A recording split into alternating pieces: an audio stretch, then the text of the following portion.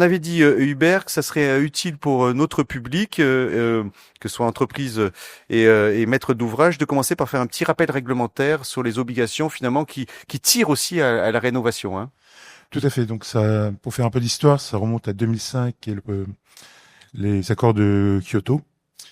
On s'est aperçu qu'on a un réchauffement qui est dû aux émissions de gaz à effet de serre, et notamment le CO2 qui ressort de la production d'énergie, donc que ce soit au niveau des véhicules ou au niveau du chauffage et de la climatisation des bâtiments.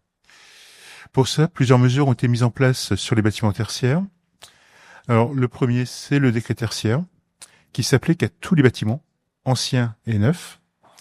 L'objectif étant, pour les bâtiments anciens, par rapport à une consommation de référence qui était prise entre 2010 et 2020, d'arriver de réduire sa consommation d'énergie de 40% en 2030, 60% en 2040, 40% en 2040 plutôt, excusez-moi, et 50% en 2030. 2060. Non, mais ça, c'est je mélange dans les dates, excusez-moi. Non, mais il y a des 30-40-50, des 2030-40-50, donc voilà. On se trompe un peu.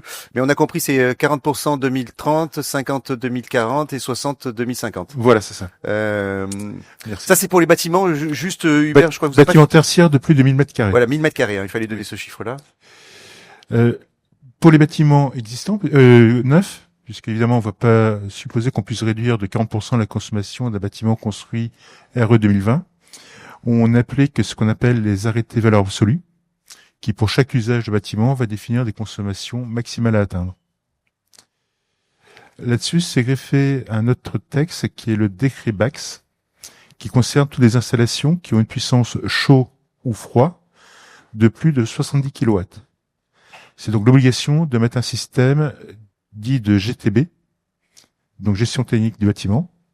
C'est de pouvoir contrôler toutes ces installations de chauffage, de clim, éventuellement de prendre en charge l'éclairage, les autres commandes qu'on peut avoir sur le bâtiment, pour générer des économies.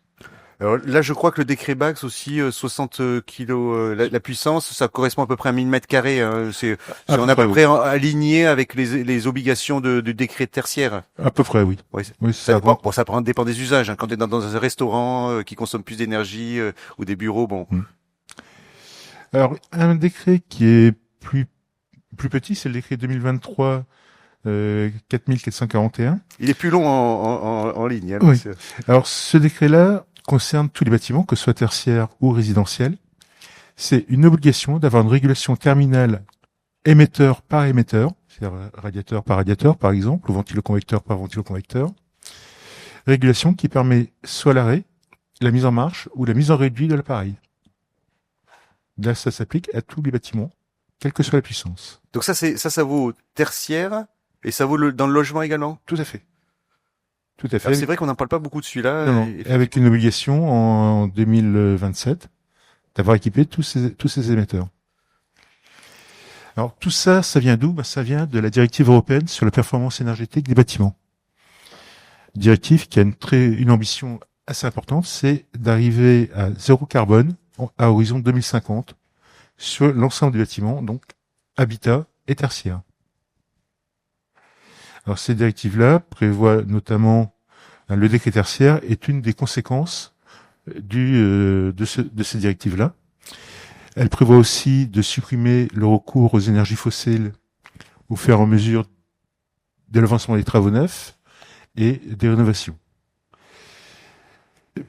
Avec une ambition très forte pour tout ce qui est bâtiment public. Donc à savoir qu'à horizon de 2028, tous les bâtiments publics neufs devront être neutres en carbone. Et il y aura une obligation dans le temps de rendre les bâtiments existants aussi neutres en carbone. Donc l'apport de nouvelles techniques, de trouver des solutions sans carbone et d'admettre des compensations carbone aussi, puisque on n'arrivera pas à avoir une énergie zéro carbone. Sur le tertiaire, peut-être plus que sur le logement, hein, il y a beaucoup d'évolutions techniques et réglementaires. Hubert, hein, je parle pour vous. Donc c'est compliqué pour les entreprises de suivre ces évolutions. Tout à fait, oui. Bon, déjà, il y a les textes dont j'ai parlé. Giovanni parlait des flux de frigo. Il faut savoir que nous avions, il y a quelques années, des flux frigorigènes qui détruisaient la couche d'ozone. on les a remplacés par d'autres fluides qui sont des gaz à haut potentiel de réchauffement climatique.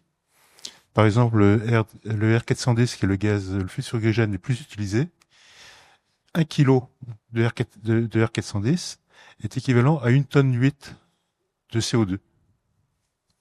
Donc il y a une obligation de contrôle important sur les installations de froid. On va aussi chercher des nouveaux fluides. Par exemple, le butane, qui a un potentiel de réchauffement climatique qui est de l'ordre de 7, et tu commences à de plus en plus utiliser en froid. Et on va même utiliser du CO2 qui nous fera travailler par contre sur de très grandes pressions, puisqu'on monterait jusqu'à 100 bars sur le système frigorifique. Le butane, c'est pas dangereux aussi? Il y a d'autres enjeux. Alors, si vous avez un frigo tout neuf chez vous, vous regarderez le gaz frigorigène qui est dedans. Ah. C'est du R290, c'est du butane. Il y a des réglementations, Hubert, qui vont arriver là sur lesquelles les entreprises.